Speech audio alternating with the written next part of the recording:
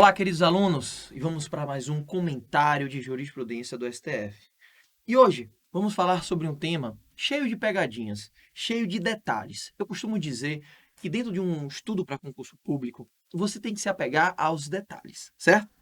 Nós vamos distinguir hoje substituição processual de representação processual. E é exatamente sobre isso que a jurisprudência vai tratar.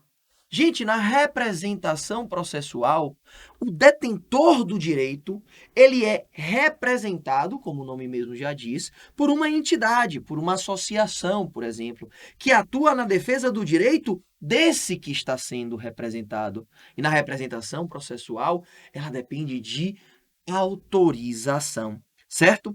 Já na hipótese de substituição processual, é a entidade que vai atuar em nome das outras pessoas, certo? Ela atua como um substituto, atuando em nome próprio. A associação, no caso, a entidade, ela vai atuar em nome próprio na defesa do interesse de outrem, certo? Então aí nós temos a diferença entre representação processual e substituição processual.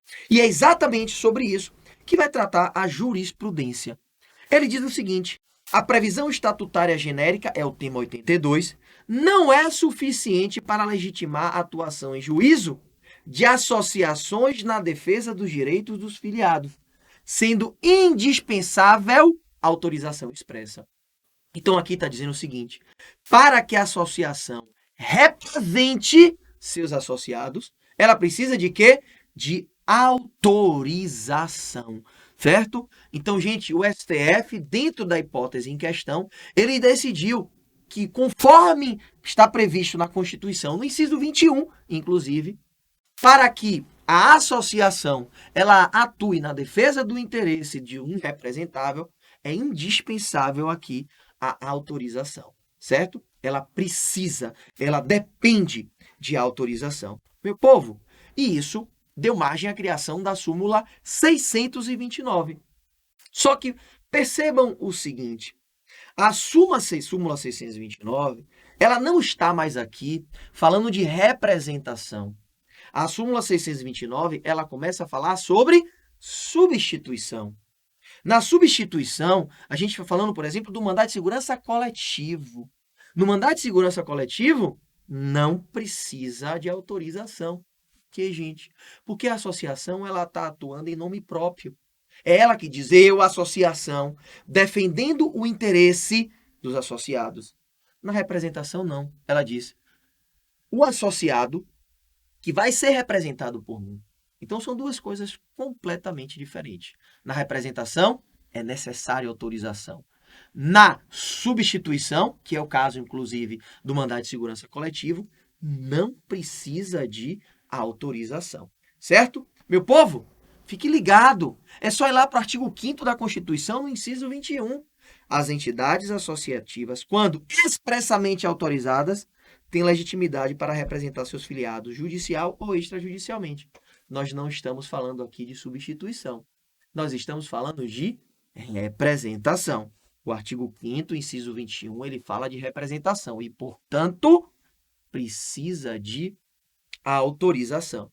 No entanto, quando ele fala sobre o mandado de segurança, que diz: olha, associação, você pode impetrar o mandado de segurança coletivo. E quando você impetra o mandado de segurança coletivo, você está falando em nome próprio, defendendo o direito de outrem. Então não precisa de autorização. É só você pegar lá a Constituição Federal. Vamos lá? Organização sindical, entidade... E, professor, peraí. Quem pode impetrar o mandado de segurança coletivo? Isso é outra questão de prova. É um outro ponto que a banda gosta de cobrar. Organização sindical, entidade de classe ou associação. Só que na associação tem requisito. Qual é o requisito? Legalmente constituída e em funcionamento há pelo menos um ano. Certo?